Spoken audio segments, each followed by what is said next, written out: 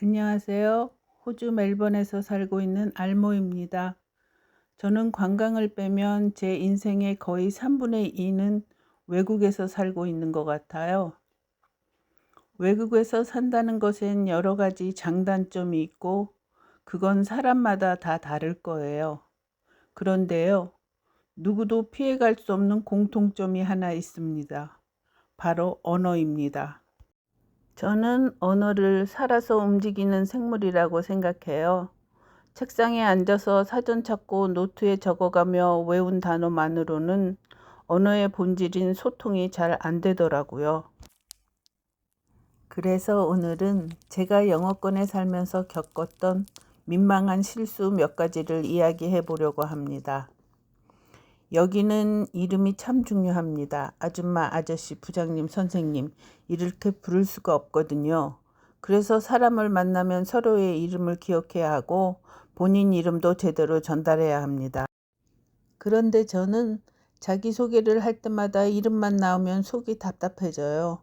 제 이름에 B가 들어가는데 제가 B라고 할 때마다 사람들은 꼭 P로 듣거든요. 정말 한 번도 예외가 없었어요. 처음엔 이 사람이 잘못 들었겠지 생각했습니다. 그런데 열이면 열 모두가 P로 듣는 겁니다. 이쯤 되면 듣는 사람이 문제가 아니라 말한 사람 문제겠죠?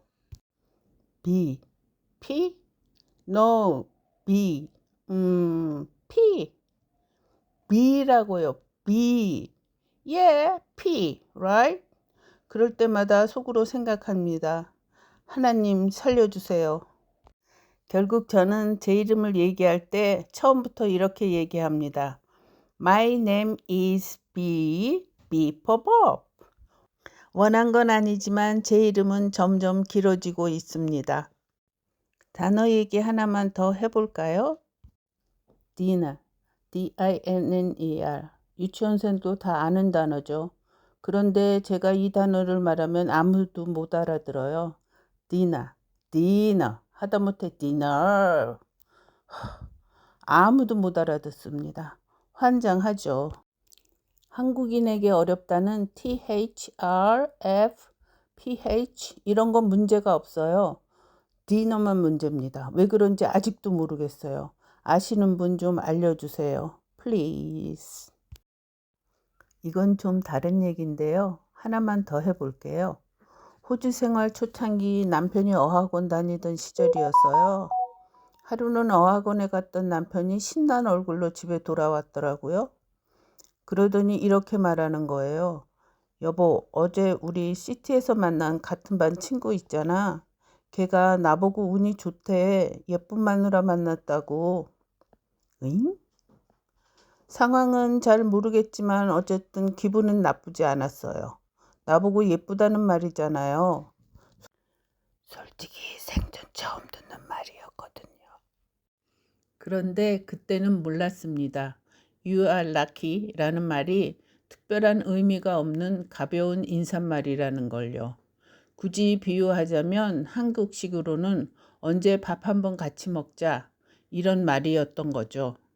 이건 말의 문제가 아니라 문화적 차이에서 오는 문제였다고 생각합니다. 얼마 전에는 아파트 꼭대기 층에서 엘리베이터를 기다리다가 할아버지 한 분을 만났어요.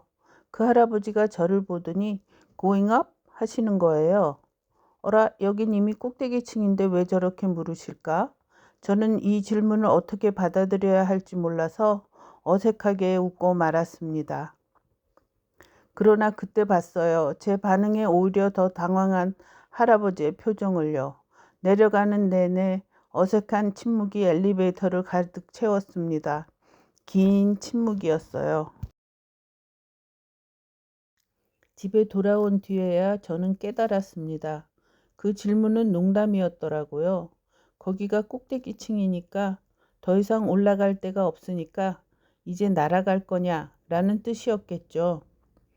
아마 적당한 대답은 Not now, 하하하 정도였을까요? 제 머리로는 지금도 재밌는 말이 떠오르지 않네요. 할아버지 죄송합니다.